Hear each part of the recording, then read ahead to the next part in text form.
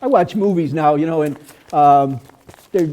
they call it cinema alchemy, where you can look at a movie and see one thing and change it into something else, You can change it. You can make it relevant to yourself, It's some kind of form of therapy too, where you can see something and say, oh, that makes sense, I can make sense out of my life with this,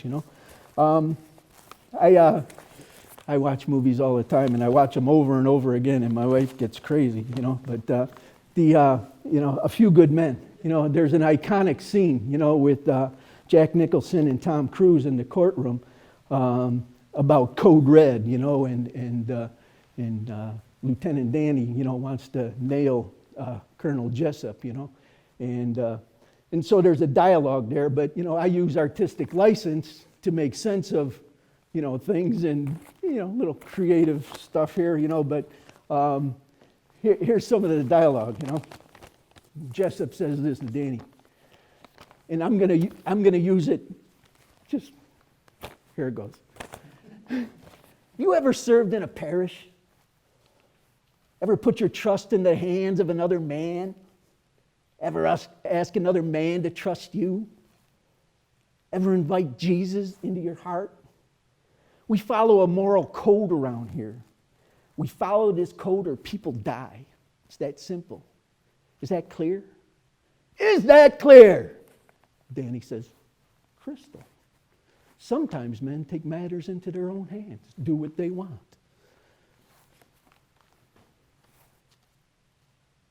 Did you order these people to follow this code? Do you want answers? I want the truth! You can't handle the truth! Son, we live a faith with requirements. And these requirements have to be guarded by men and women of contrition, fortitude, and heroic virtue. Who's going to do it? You? As a recovering person, I have a greater responsibility than you can fathom. My existence, though grotesque and incomprehensible to you, saves lives. You don't want the truth because deep down you don't want to hear it. You want me on that wall of recovery. You need me on that wall of recovery. In recovery, I use words like powerless, sponsorship, moral inventory, and making amends. As a Catholic, I use words like Trinity, Jesus Christ, Blessed Mother, contrition, sacrament, and servant leadership as the backbone of a life spent defending something precious. You use them as a punchline. I don't have the time nor the patience to speak to men or women who rise and sleep under the blanket of salvation that Jesus Christ provides and then questions the manner in which the church provides it. I would rather you just said, thank you, and be on your way. Otherwise, I suggest you pick up a Bible and a catechism and stand post in the trenches of ministry. Either way, I don't give a damn what you think you're entitled to. Deacon Mike, did you order these men and women to stop living as baptized pagans? You're damn right I did. That's how I make sense of movies. There's another movie, it's called Braveheart, and I'll do this and I'll shut up.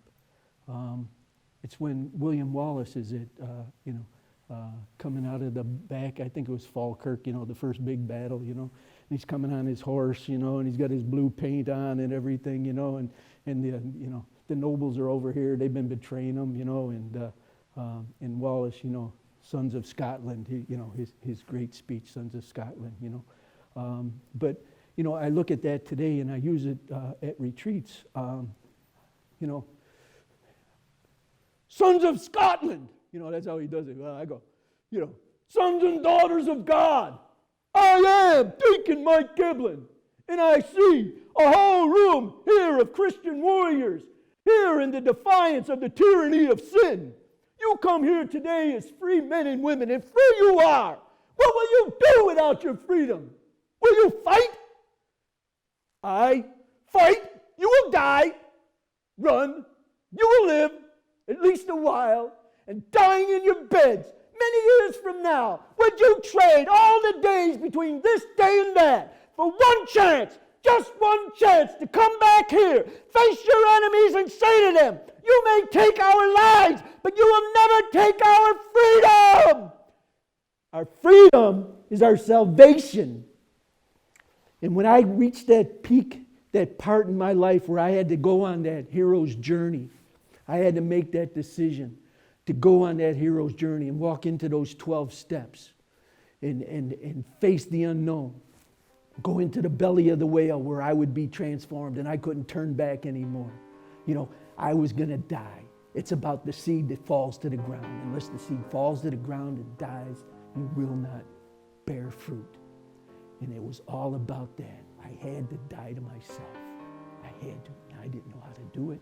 But you know what? There's some people out there that did, and they showed me how.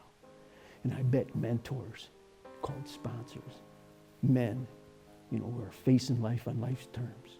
And they taught me how to live and taught me how to grow. And I try and give that away to everyone else today.